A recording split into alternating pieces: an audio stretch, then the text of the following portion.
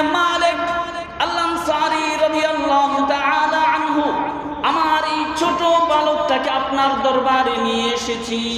ওগো আল্লাহর রাসূল, আপনার যত খিদমতের প্রয়োজন হয় আমার সন্তানটাকে আদেশ করবেন, আপনার খিদমতের জন্য আমি এই গোলামটাকে দিয়ে দিলাম।